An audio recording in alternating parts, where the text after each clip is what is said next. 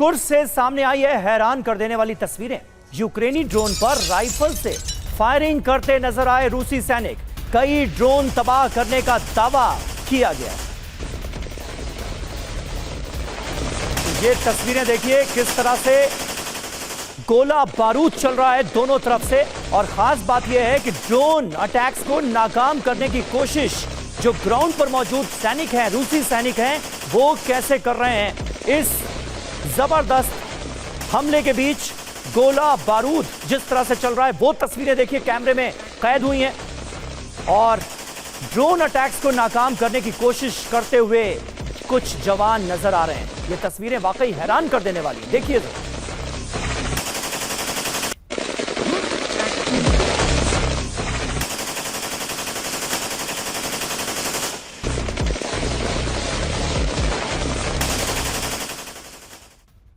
और एक और बड़ी खबर, लुहांस्क में यूक्रेन का ड्रोन से बहुत बड़ा हमला हुआ है। रूसी सेना के लॉजिस्टिक पार्क को टारगेट पर लिया गया, निशाना बनाया गया। यूक्रेन के हमले में कई ट्रक जलकर खाक हुए। ये देखिए आप तस्वीर आपको हम दिखा रहे हैं। और ये तस्वीरें लुहांस्क की है जहां पर यूक्रेन ने ड्रोन से बड़ा हमला किया। ये वो इलाका है जहां पर रूस का कब्जा है। रूसी सेना के लॉजिस्टिक पार्क को निशाना बनाया गया और हमला किया गया। और यूक्रेन के इस हमले में जैसा आप तस्वीरों में देख पा रहे हैं, कई ट्रक जलकर खाक हो गए।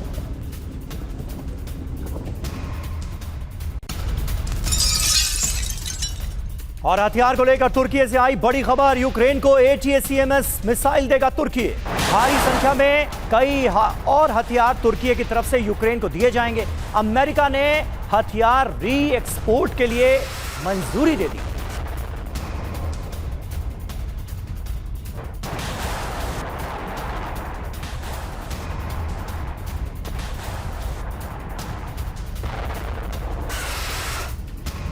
देखिए हथियारों को लेकर यह बड़ी खबर तुर्की से आ रही है। तुर्की के हथियार से क्या जंग और ज्यादा नहीं भड़केगी? बिल्कुल, आसार तो यही है कि जंग में और ज्यादा इजाफा होगा, यह आग और भड़केगी। खबर देखिए क्या है, यूक्रेन को तुर्की भारी संख्या में हथियार दे रहा है। अमेरिका को हथियार री एक्सपोर्ट से कोई दिक्कत भी नहीं है।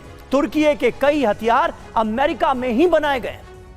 बिल्कुल, और कौन कौन से हथियार जो दिए जा रहे हैं, हथियारों की संख्या भी आप देखिए। सबसे पहले अगर बात करें M39 ATACMS मिसाइल की बात करें तो 70 मिसाइलें ये दी गई हैं। और इसके अलावा अगर बात करें M270 लॉन्चर्स की तो 12 की संख्या में ये जो हथियार हैं वो तुर्की की तरफ से यूक्रेन को दिए जा रहे हैं। और M26 रॉकेट, ये आप देखिए इसकी संख्या क्या है, 2524।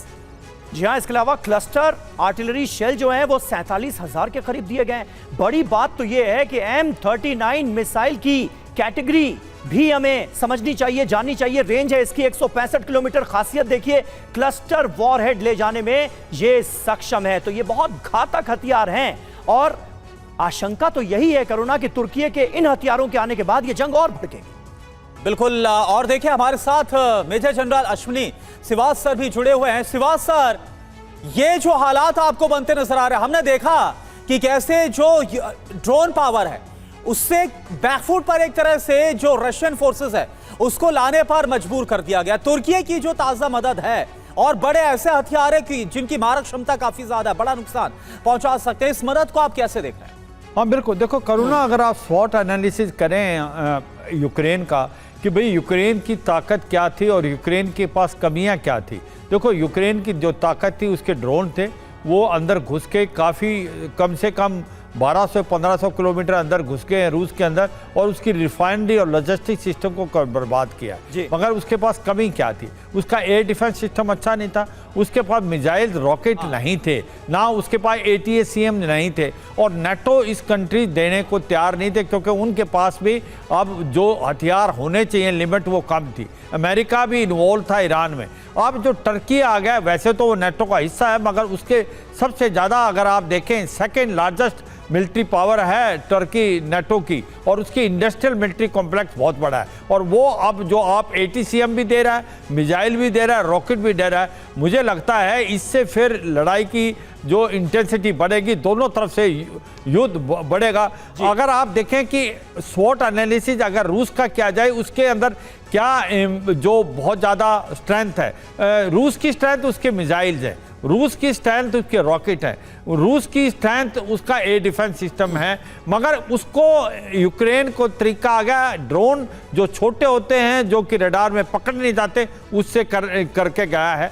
मगर ये सच्चाई है यूक्रेन का एयर डिफेंस सिस्टम बहुत कमज़ोर है। वो अभी पेट्रोइड मिसाइल लेना चाहता अमेरिका से, वो अभी तक देने को तैयार नहीं है क्योंकि ईरान के अंदर और खाड़ी देशों को दे रहे। अगर आप देखें दोनों तरफ से लड़ाई की तैयारी हो रही है, दोबारा हथियार लिए जा रहे हैं और जिस प्रकार से यूक्रेन को टर्की हथियार दे रहा है तो ये लगता है कि यूक्रेन और लड़ पाएगा। और ये सच्चाई क्या ये नाटो में लड़ाई जा सकती है? मुझे लगता नहीं कि नाटो में लड़ाई जा सकती है, क्योंकि ऐसा गलती रूस नहीं करेगा कि अगर इकट्ठी पावर नाटो की देखी जाए तो वो बहुत ज़्यादा है रूस से, और अमेरिका भी इसके अंदर साथ आ सकता है। मगर वो टेस्ट करेगा, इनके पेशेंस को टेस्ट करेगा, इनके ऊपर एक मैसेजिंग करेगा कि आप यूक्रेन को हथियार देना बंद करें।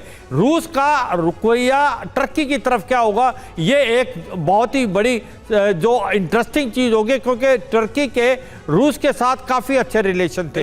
अगर वो टर्की अब हथियार दे रहा है यूक्रेन पे जो गेम चेंजर हो सकते हैं, तो रूस का उसकी तरफ क्या रुख होगा ये समय सही बात है सर, सारे रिश्ते बदलते नजर आ रहे हैं और इस जंग ने सारे अंतर्राष्ट्रीय समीकरणों को बदल कर रख दिया है। अगर ये कहा जाए तो गलत नहीं होगा।